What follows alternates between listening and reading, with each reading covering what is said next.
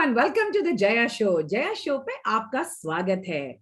इस मंच पर हम आपके सामने लेके आ रहे हैं एक से बढ़ के एक ऐसे प्रवासी भारतीय जिन्होंने भारत से बाहर जाकर अपना और अपने देश का नाम बहुत रोशन किया।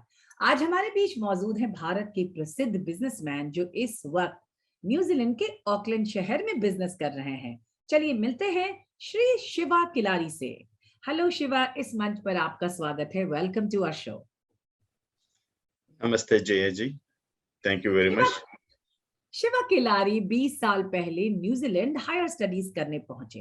हायर स्टडीज करने के बाद शिवा ने कुछ साल वहां पे कॉर्पोरेट जॉब किया और उसके बाद उन्होंने अपनी बिजनेस की शुरुआत की। आज शिवा का बिजनेस मार्बल और ग्रेनाइट का है और बहुत तेजी से न्यूजीलैंड में बढ़ रहा है। चलिए इनसे बात करते हैं और पूछते हैं इनके प्रवासी जीवन यात्रा के बारे में। तो शिवा, आप बताएं हमारे ऑडियंस को कि आप हिंदुस्तान में कहाँ से हैं? कोई बचपन या जवानी की ऐसी घटना जिसने आपको बहुत प्रभावित किया हो? मैं तिरुपति से बॉर्न एंड ब्रॉट अप जी। मैं पढ़ाई खत्म किया हायर स्टडीज लयोला कॉलेज चेन्नई में। उसके बाद न्यूजीलैंड जाने के लिए मौका मिला, हायर स्टडीज के लिए उधर गया। मेरा इंडिया में प्रभावित हो गया तो वही है कि हम ध्यान में रख के हम सोचते रहता है how we grow, what we want to achieve. हम स्कूल पे ही पढ़ाई करते रहते हैं, हमारा टीचर्स वही बोलते रहता है तुम क्या अचीव करना, क्या करना। वो प्लान की तरफ मैं न्यूजीलैंड पहुंचा पढ़ाई करने के लिए, higher studies. Are you from a business family? आप बिजनेस फैमिली से हैं या आपके फैमिली में सब सर्विस वाले लोग हैं? मेरा फैमिली में बिजनेस ही है, बट हमारा बहुत बहुत छोटा हम lower than middle class family से है इंडिया में। हमारा बिजनेस था राइस बेचने वाला। मेरा पापा का राइस बेचने का बिजनेस था। वो मैं देखते रहता था एवरी डे टू डे। मैं भी हेल्प करते रहता था वो टाइम पे, पढ़ाई करने टाइम पे। स्कूल हॉलीडेज आ गया, यूनिवर्सिटी हॉलीडेज आ गया, कॉलेज का हॉलीडेज आ गया, हम आके उसको हेल्प करते रहते। तो न्यूजीलैंड आप हायर स्टडीज करने के लिए कहाँ पहुंचे और किस फील्ड में हायर स्टडीज कर रहे थे? मैं उधर इंफॉर्मेशन टेक्नोलॉजी का पढ़ाई करने के लिए गया उधर। अच्छा, वो किस शहर में? मैसी यूनिवर्सिटी है, वो पामस्टन नॉर्थ है। अच्छा उधर अच्छा से बाद में ऑकलैंड शिफ्ट हो गया, उधर दूसरा अच्छा। कोर्स एक पढ़ाई किया। उसके बाद ऐसे तो उसके आप इस तरह से न्यूजीलैंड पहुंचे, लेकिन वहां पहुंचने के बाद आपने जॉब किया कुछ साल कि सीधा बिजनेस की शुरुआत की? जॉब किया है जी। कहाँ किया? मैंने ऑकलैंड में जॉब किया, ऑटोमोबाइल इंजीनियरिंग का जॉब से रिलेटेड कोर्सेस करके हम जॉब अच्छा, शुरू किया उधर। किस मोड़ पे ऐसा लगा कि अब जॉब छोड़ के बिजनेस करना चाहिए और क्यों लगा? मेरा मेन गोल था बिजनेस करना है, क्योंकि तो मैं सुबह में उठ के सोचते रहता है एवरीडे। अच्छा। क्या सोचता है तो हम देखो आज मंडे है, काम पे जाना है, बट दिल नहीं पुश करता है जॉब पे जाओ, पैसे के लिए जाना पड़ता है, काम जाना है तो। बट मेरे लिए क्या सेटिस्फेक्शन है बोल के सोच के, मेरा सेटिस्फेक्शन रहेगा मैं खुद का बिजनेस शुरू किया तो Monday is like a Monday and Friday is the same day and Sunday is same day बोल के सोच के अच्छा। मैंने खुद का सेटिस्फेक्शन ज्यादा के लिए मैं बिजनेस शुरू किया। हाँ सो हाँ। Want to be my own boss, मैं ही बॉस रहना है बोल के काम शुरू किया बिजनेस। तो किस तरह से अपने शुरुआत के ग्राउंड वॉर स्टोरीज बताइए। जब आपने बिजनेस की शुरुआत की तो कौन से बिजनेस की शुरुआत की, क्या आपकी मुश्किलें आई, उन क्या आपके सामने चुनौतियां आई, उनका आपने कैसे सामना किया, जरा हमारे दर्शकों को बताइए। श्योर जी। हम पहले बिजनेस शुरू किया इंक कॉटरेजेस का। मैं काम कर रहा था, मैंने इंपोर्ट किया चाइना से। वो मटेरियल आया, सब रॉन्ग साइजेस है, वो अच्छा। फिट नहीं हो रहा था। सो सभी रबिश बिन में डाल दिया। उसके बाद देखा थोड़ा पैसा लॉस हो गया। हम फिर बाद में फिर शुरू किया काम, और फिर सेकंड बिजनेस शुरू किया, नहीं छोड़ा। मैं तीन तीन मंथ काम किया, उसके बाद फिर सोच लिया मैंने सेकंड बिजनेस प्लान पे आ गया, उसको शुरू किया। वो भी film actors, India south Indian film actors in New Zealand को लेके आके वो फिल्म सॉन्ग सभी शूट कर रहा था न्यूजीलैंड में। वो टाइम पे बहुत ज्यादा हो रहा था। सो वो ट्राई किया, वो भी फेल्यूर हो गया, लोग नहीं आया, उसका भी खर्चा हो गया थोड़ा। उसके बाद मेरे पास हाथ में कुछ भी पैसा नहीं है, सेविंग्स। उसके बाद मैंने टैक्सी चला रहा था, रात में सुबह में काम कर रहा था। दूसरा काम। सो हम क्रेडिट कार्ड से पैसा निकाला, वो सभी पे करने के लिए 2 काम कर रहा था। सो डेट बहुत रहता है ना वो पे करने के लिए। उसके बाद तीसरा बिजनेस यही है। तो ये जो बिजनेसेस शुरू किया आपने, पहला बिजनेस, दूसरा बिजनेस, तो इसके लिए आप आपके पास पैसे कहाँ से आए? आपके पास सीड मनी था या आपने लोन लिया? किस तरह से आपने जुगाड़ कैसे किया इसका? मैंने पहले 6 मंथ्स काम किया, 6 to 7 मंथ्स काम किया, उसका सेविंग किया पहले बिजनेस का थोड़ा। वो छोटा अमाउंट था, छोटा अमाउंट से शुरू किया। उसके बाद मेरे पास क्रेडिट कार्ड्स था, बैंक क्रेडिट कार्ड्स, उससे कैश निकाल के शुरू किया। सो ऐसी छोटा मोटा अच्छा, पैसा निकाल के स्टार्ट किया खुद वो। खुद से सारे कुछ आपने शुरुआत की। हम्म, तो यहाँ से मार्बल और ग्रेनाइट के बिजनेस में कब और कैसे पहुंचे आप? मार्बल वही इंटरेस्टिंग है। तो हम इन बिजनेसेस को मैं प्लान करते रहता है, एवरी टाइम मेरा माइंड सोचते रहता है क्या बिजनेस करना है, कैसा करना है बोल के। मैंने एक मेरा बॉस था, अच्छा बॉस था न्यूजीलैंड पे। मैंने एवरी टाइम फेल्यूर होके बिजनेसेस, मैं फिर उसके पास काम करने के लिए जा रहा था। वो मुझे पूछता रहता है, शिवा तुम बिजनेस करने के लिए क्या फायदा है, तुम आके काम ही करो, क्यों पैसा उड़ाता है, तुम अच्छा काम करके भी ये घर खरीदो, शादी करो। उसके बाद और टाइम पे शादी नहीं, आई वाज वेरी यंग, 26 भी नहीं था एज। सो वो सब बोल रहा था, घर का वैल्यूज बढ़ रहा है, you only concentrate buying houses, वो सभी बोल रहा था। मैंने मन पे मैं नहीं ले रहा था, मैं सोच रहा था बिजनेस ही करना है, मैं खुद का बॉस बनाना है, और वो मेरा सेटिस्फेक्शन है। उसके बाद मैंने उसको बोल दिया तीसरा बिजनेस शुरू करने के लिए प्लान कर रहा है। वो बोला, शिवा तुम एक काम करो, पहले एक पेपर ले लो, pen and paper, write it down, advantages क्या जी, डिसएडवांटेजेस क्या है एक बिजनेस में। कुछ भी बिजनेस शुरू कर रहा है, उसमें ज्यादा एडवांटेजेस आया वो बिजनेस उठा दो, ज्यादा डिसएडवांटेजेस आया वो बिजनेस कैंसिल करो। वैसा बोल के एक अच्छा आइडिया दिया मेरे लिए मेरा एक्स बॉस।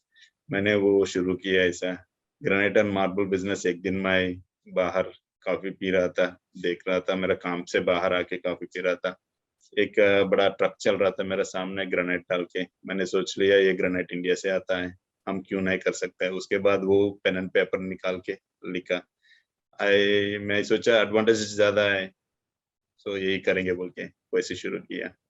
अच्छा, तो आपने मतलब मार्केट की रिसर्च कैसे की? आपको कैसे, आपने कैसे पता किया कि ये ग्रेनाइट इंडिया से आता है? ग्रेनाइट इंडिया से आता है बोल के मुझे एक उधर दोस्त लोग भी था, उससे भी इंफॉर्मेशन ले रहा था, और दूसरा फैक्ट्रीज उधर है, वो लोग से भी इंफॉर्मेशन ले रहा था। हमारा इंडियन का हम एक बंदा बिजनेस कर रहा था, उससे भी इंफॉर्मेशन लिया। वो सभी बोल रहा था इंडिया से सो जगह से आता है। मुझे भी मालूम है, हमारा गांव से 200 किलोमीटर से ग्रेनाइट क्वारीज है। सो मैंने सोच लिया ये उधर से लेके आ सकता है बोल के, then I started it. Very interesting. तो फिर इस तरह से आपने शुरू किया, लेकिन पहले साल में आपकी सेल कितनी हुई जब आपने ये बिजनेस शुरू किया, और कौन आपके कस्टमर्स बने? पहले 2007 पे शुरू किया, और मेरा कस्टमर्स था किचन कंपनीज। कौन बनाता है किचन बना के बेंच टॉप बनाता है, वही मेरा पहले कस्टमर था। और दूसरा कस्टमर्स वही टाइम पे हेडस्टोन्स का बिजनेस भी था, हेडस्टोन्स भी मंगाया। हेडस्टोन से डेड पीपल के लिए ग्रेवयार्ड्स में यूज करने का, लोग के लिए, वो दोनों एक ही दफा शुरू किया। सो वो दोनों मेन कस्टमर्स था।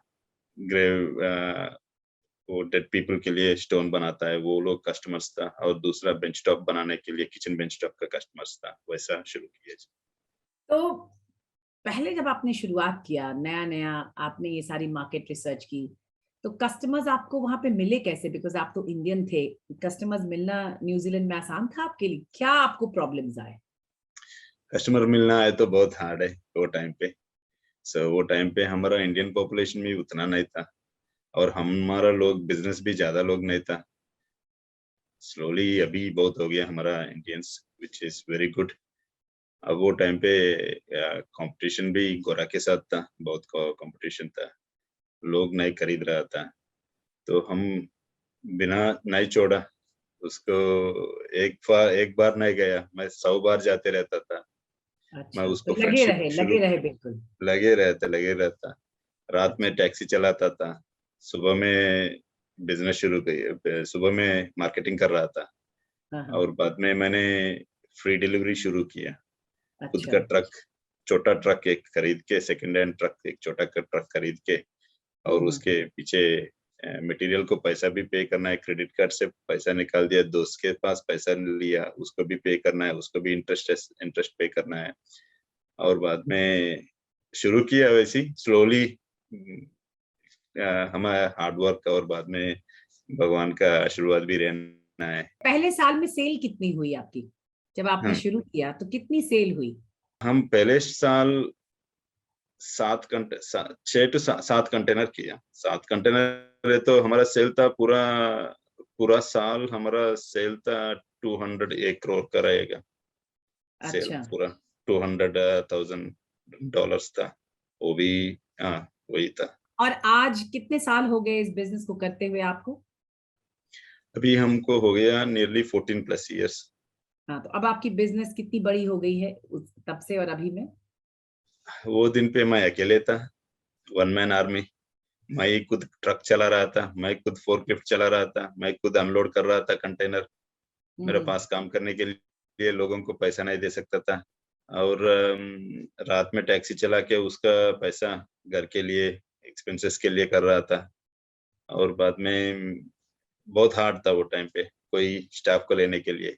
स्लोली मैंने एक एक स्टाफ को इंक्रीज किया। आज हम 3 वेयर हाउसेस हैं न्यूजीलैंड पे, ऑकलैंड, वेलिंगटन, क्राइस्टचर्च। और हम अच्छा। न्यूजीलैंड में मोर देन 60 to 70% का मार्केट हम ही मटेरियल सप्लाई करता है, अच्छा। Biggest in New Zealand. और बाद में हम अभी 350 to 400 कंटेनर्स के बीच में हमारा इंपोर्ट है पर ईयर। अच्छा, तो अभी आप और इंपोर्ट कहाँ कहाँ से करते हैं? खाली इंडिया से या कहीं कहीं और से भी करते हैं? हाँ, मार्बल ग्रेनाइट है तो एक इंडिया से नहीं है जी, अभी बहुत कंट्री से है। अभी अच्छा। वाइडर अपॉर्चुनिटीज है, हाँ, वाइडर कलर्स भी करना है, ज्यादा कलर्स भी करना है। सो हाँ, हाँ। हम Brazil, Italy, China, India, Portugal, Greece, Turkey, Finland, Russia, और सभी जगह से अभी इंपोर्ट कर रहा है। अच्छा, सो तो इंपोर्ट करके आप इनको साथ डिस्ट्रीब्यूट करते हैं बेसिकली पूरे न्यूजीलैंड में? हाँ जी। अच्छा, तो जब तो आपकी कंपनी में इस समय न्यूजीलैंडर्स खाली एम्प्लॉयड हैं कि इंडियंस भी एम्प्लॉयड हैं? हम मल्टीकल्चर का कंपनी है हमारे पास अभी। हम अच्छा। रेशियो की तरफ लेता है हाँ, हाँ। ज्यादा। New Zealand is a country, is not only for गोरा, it hmm. Is a country for multicultured. So अच्छा। दुनिया पूरा इंडिया से है, ब्राजील से है, छोटे छोटे चिली से भी है, बहुत बहुत छोटे छोटे कंट्रीज से भी न्यूजीलैंड में रेसिडेंस बना के वो भी खुद का कंट्री की तरफ ही जी रहा है हम लोग। हाँ, उधर हाँ। हम, इधर कैसे है तो लोकल्स भी है, हाँ, हाँ। मलेशियंस भी है, सिंगापुर लोग भी है हमारा कंपनी में, और इंडियंस भी है, सभी देश से है।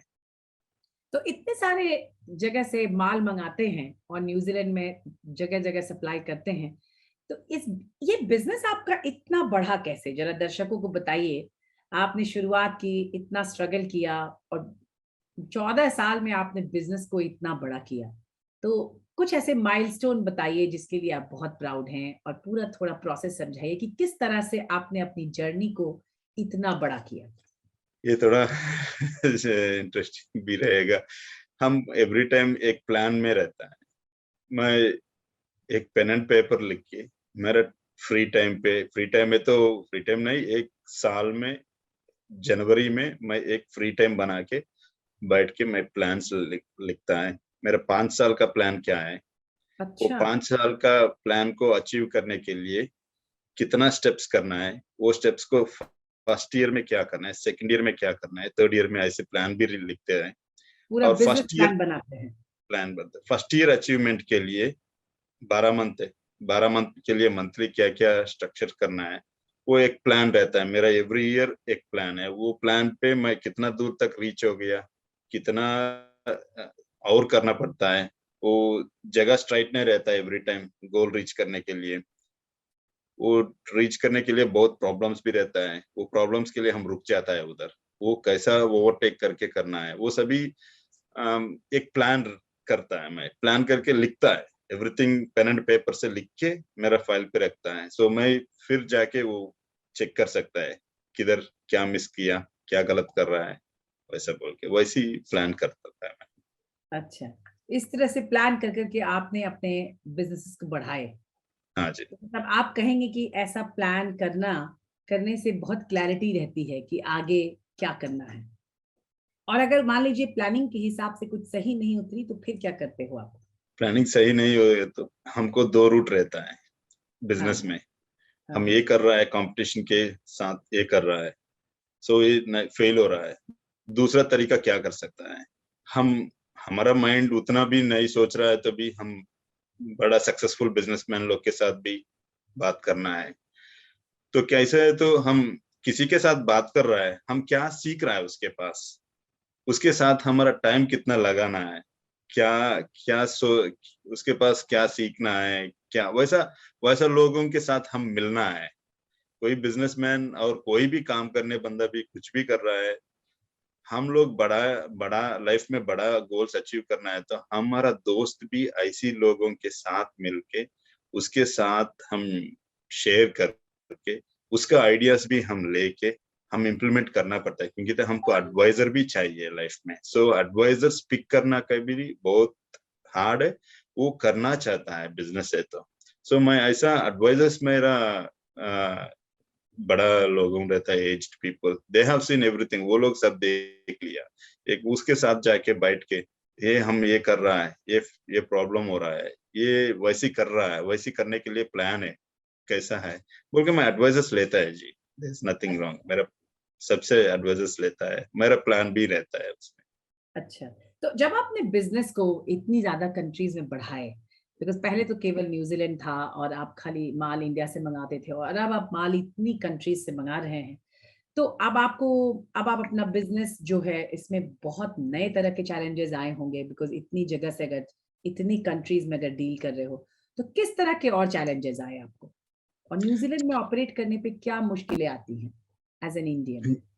एज एन इंडियन न्यूजीलैंड में मुश्किल क्या है, तो जी हम इंडियंस सभी बिजनेस में अभी आ रहा है। सो पहले हम वही थोड़ा सा बिजनेस है, पेट्रोल गैस स्टेशन में है, और डेयरी बिजनेस में है, और वो फूड का बिजनेस में है, रेस्टोरेंट्स, वो वही मेन बिजनेसेस है हमारा इंडियंस का। अभी स्लोली हमारे Indians are growing it into different businesses.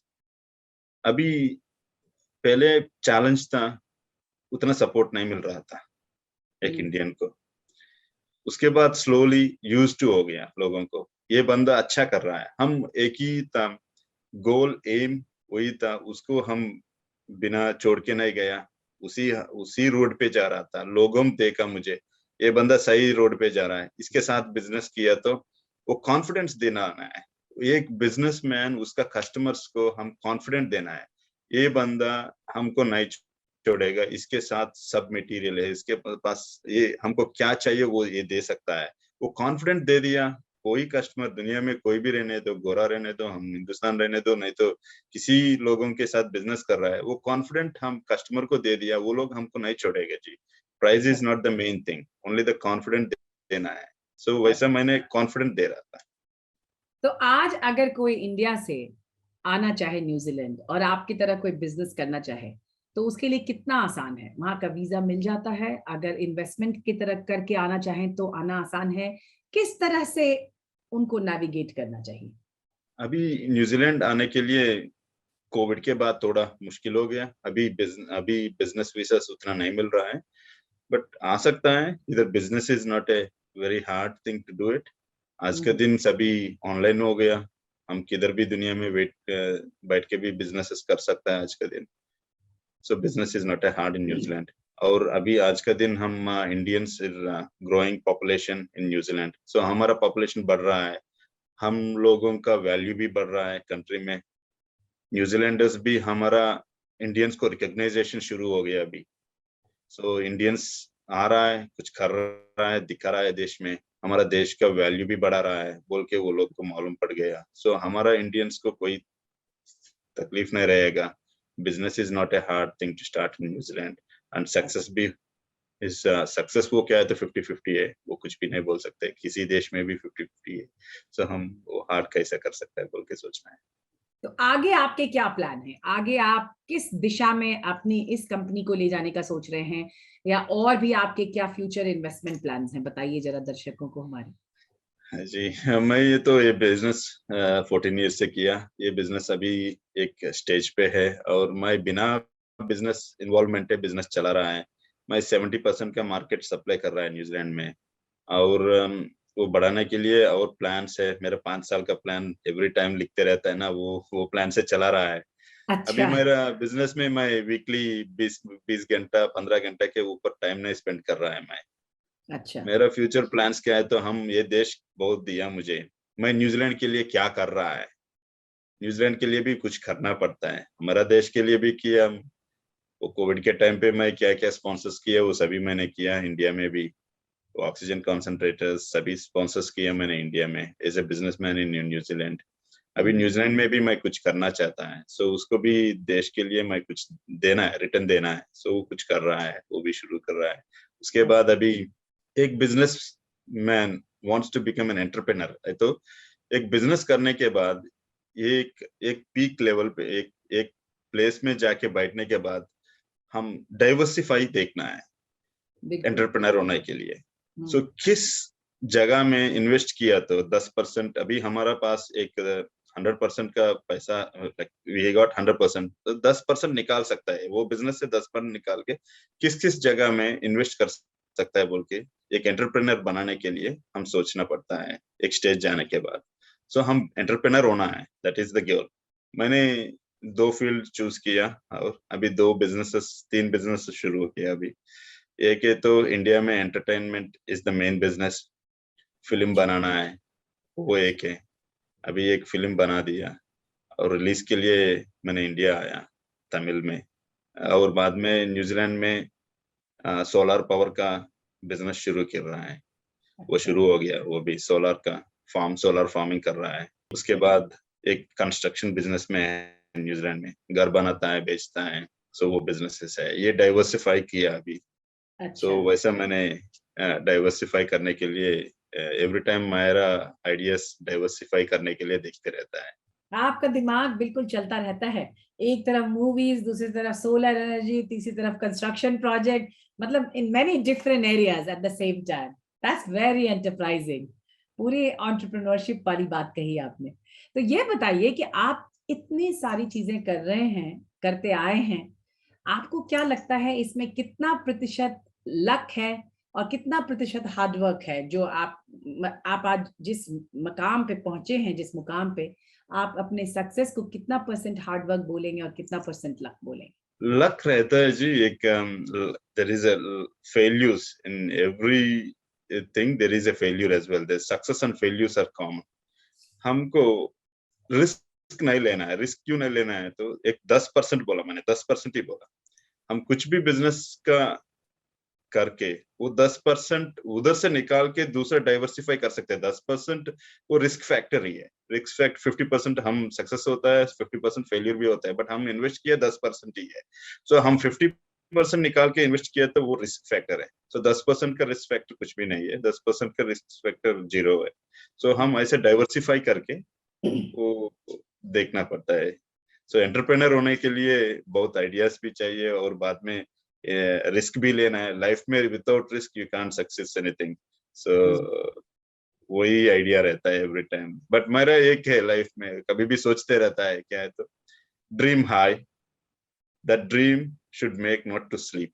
सो हम नींद नहीं आना है, नींद में नहीं जाता है, ड्रीम बड़ा करो, वो ड्रीम सक्सेस करने के लिए कोशिश करो, उसके लिए नींद नहीं आएगा। सो वैसा अच्छा ड्रीम करो। आप यही एडवाइस देंगे इंडिया के सब यंगस्टर्स को कि ड्रीम हाई? हाँ, ड्रीम अच्छा। हाई, अच्छा। You are nowhere less than anyone. आप बहुत हाई ड्रीम करो, अचीव करने के लिए आपको नींद नहीं आना है, वैसा ड्रीम करो। तो शिवा, आप अपने आप को 20 साल पीछे ले जाएं। अगर आज आपसे कोई पूछे कि शिवा, अगर आप कुछ अलग, क्या आप कुछ अलग करना चाहते हो, या कभी आपने सोचा कि शायद मैं कुछ ये अलग करता तो आज ये रिजल्ट ज्यादा अच्छा होता, ऐसी कोई चीज हुई आपको, कभी ऐसा महसूस होता है?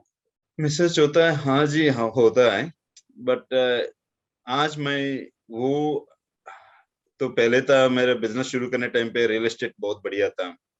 थोड़ा पैसा बनाने के बाद मैंने, बहुत लोग बोला आजा रियल एस्टेट में इन्वेस्ट करो, रियल एस्टेट में वो बना सकता है, ये बना सकता है बोल के। बट मेरे दोस्त लोग को देखा रियल एस्टेट में, वो लोग टॉप एंड पे गया, but end of the day satisfaction नहीं रहता था। मेरे लिए क्या होता था, तो बिजनेस एक शुरू किया, मैं ये बिजनेस में टॉप एंड जाना है। टॉप में बैठ के आज न्यूजीलैंड पे शिवा किलारी का ग्रेनाइट एक ही चल रहा है, यूनिवर्सल ग्रेनाइट एंड मार्बल। ये बंदा लोग एक सही तरीका में गया, सही तरीका में बिजनेस सक्सेसफुली किया। आज बिना यूनिवर्सल ग्रेनाइट मेरा कस्टमर्स थोड़ा बंद भी हो सकता है, क्योंकि तो मटेरियल नहीं मिलेगा उस लोगों को। उतना कॉन्फिडेंट में चला है क्या, वो सक्सेस सेटिस्फेक्शन देता है। सो हम वो टाइम पे डाइवर्स नहीं किया, मेरा बिजनेस का पैसा लेके जाके रियल एस्टेट में नहीं किया मैंने। बट एक एक दफा सोचता है, मैं भी रियल एस्टेट में इन्वेस्ट वो टाइम पे किया तो आज का दिन वैल्यू बढ़ा होता था। बट सोचता है नो, मैं अच्छा काम किया, मैं एक में कंसंट्रेशन किया, एक में सक्सेस हो गया, इसका नाम बड़ा है, मेरा नाम अच्छा रहना है मार्केट में बोल के यही किया। बट मैं आई एम सेटिस्फाइड है। अभी पॉपुलेशन बहुत कम था, 100,000 भी नहीं था। आज के दिन हमारा पॉपुलेशन बढ़ गया, 350,000 तक आ गया। और बाद में हमारा इंडियंस अभी सब फील्ड पे है, सब जगह में है, पॉलिटिशियंस है और बड़ा सीईओ है कंपनीज में, और आईटी फील्ड पूरा इंडियंस देखभाल कर रहा है, फार्मिंग कर रहा है, मिल्किंग कर रहा है। ऐसा हमारा इंडियंस बहुत जगह में डाइवर्सिफाई बिजनेसेस कर रहा है। उसमें एक में बोल के नहीं है, पहले था 10 साल, 15 साल पहले था, हम लोग छोटा मोटा बिजनेस कर रहा था, कंस्ट्रक्शंस कर रहा था लोग, बहुत लोग, वो भी बड़ा बिजनेस था। और बाद में वो डेयरी शॉप्स था, पेट्रोल गैस स्टेशन था, उसी में हम लोग काम कर रहा था, फूड फूड रेस्टोरेंट्स में काम कर रहा था, उतना ही था हमारा। आज आज आप बोलना मत जी, किधर किधर किस किस जगह नहीं बोला तो वो इंटरेस्टिंग रहेगा। सब अच्छा। जगह में Indians are very high rated, and वो बहुत प्राउड रहता है बीइंग एन इंडियन। हम जाके एक सीईओ से मिल रहा है, वो गोरा सोचेगा नहीं हमारा बंदा आके बैठेगा हमारे से बात करने के लिए, वो सभी बहुत हैप्पी होता है, क्योंकि तो लोग बदल रहा है, और देश में हमारा पॉपुलेशन बढ़ रहा है, और बाद में हमारा इजी कॉन्वर्सेशंस भी हो रहा है हमारे इंडियंस के बारे में। Indians are not that as before, now they have grown really big. अच्छा, न्यूजीलैंड में आपके सबसे फन एक्टिविटी कौन सी है जिसमें आपको करने में बहुत मजा आता है? वही बच्चे लोग के साथ क्रिकेट खेलने के लिए फन रहता है। अच्छा, आपका सबसे फेवरेट भारतीय त्योहार जो आप मनाते हो? दिवाली, अच्छा। Diwali is the biggest one, और बाद में वो संक्रांति बोलता है हम लोग, हाँ हाँ। वही लोहरी। अच्छा, वो कोई ऐसी चीज जो आप न्यूजीलैंड में करते हैं जो आपको भारतीय संस्कृति से जुड़ा लगता है, ऐसा कोई चीज? जी, इधर हम लोग इंडिया से भी थोड़ा, हम थोड़ा आगे भी कर रहा है आज का दिन। इधर आज का दिन इंडिया में बच्चा लोग खुद का भाषा प्रैक्टिस नहीं कर रहा है। हम उधर हमका खुद का भाषा, हमारा इंडियंस का बहुत अलग डाइवर्सिफाइड लैंग्वेजेस है। हम साउथ इंडियन का तेलुगु है, तमिल है, मलयालम, कन्नड़ा, वो सभी भाषा है। मेरे बच्चे लोग तेलुगु पढ़ाई करने के लिए Telugu school, Telugu weekend schools भी है उधर, सो अच्छा। हम उधर भेजते रहता है। सो वो उधर सभी देख के हम सोचता है इंडिया से भी हम अच्छा सिखा रहा है बच्चा लोग को बोल के। एक प्रवासी भारतीय होने के नाते आपका भारत की तरफ क्या योगदान है? मैं इंडिया के लिए giving back is the main thing. हम कभी भी कुछ भी करो, देना है थोड़ा है, देना ही पड़ता है, क्योंकि तो वो सेटिस्फेक्शन में रहता है। मैं इंडिया में एक लड़का को मेडिकल पढ़ाई करा रहा है, अच्छा। वो चेन्नई में, और वो लड़का टॉप है, कॉलेज यूनिवर्सिटी टॉप है, उसका अच्छा। फीस मैं भरता है। और एक उसके प्रॉमिस लिया, he has to go back to his village and serve the people over there. अच्छा, सो वो प्रॉमिस के बिना मैं सपोर्ट कर रहा है वो बंदा को, वो लड़का को। और बाद में और 2 बच्चे लोग को हम फीस पे करता है अच्छा, इंडिया में। वैसा मैं कुछ कर सकता है तो करते रहता है। वो वो मेरा इंटरेस्ट भी है, मेरा पैशन भी है वो वाला। अच्छा। सो मैं भी देखा मेरे लाइफ में सब इजी नहीं था स्कूल का टाइम पे। हम लोअर मिडिल क्लास फैमिली है। फीस हम्म। का भी थोड़ा प्रॉब्लम रहता था कभी भी। सो लेट लेट फीस पे कर रहा था मैं स्कूल पे भी, यूनिवर्सिटीज में भी और बाद में सभी जगह में, कॉलेजेस में। सो मुझे मालूम है वो पेन कितना है बोल के। सो मैंने एक ही है, पढ़ाई एक ही है चीज, चोरी नहीं कर सकता है कोई भी, वो सबको मालूम है। सो वो दे दिया अपकमिंग जनरेशंस को, वो लोग ऑटोमेटिकली लाइफ सेटल होता है उसका। अच्छा, बहुत बहुत शुक्रिया हमारे शो पे आने के लिए शिवा, और हमारी सभी शुभकामनाएं आपके साथ हैं। Thank you. थैंक यू जी, थैंक यू जी, thank you very much, thank you.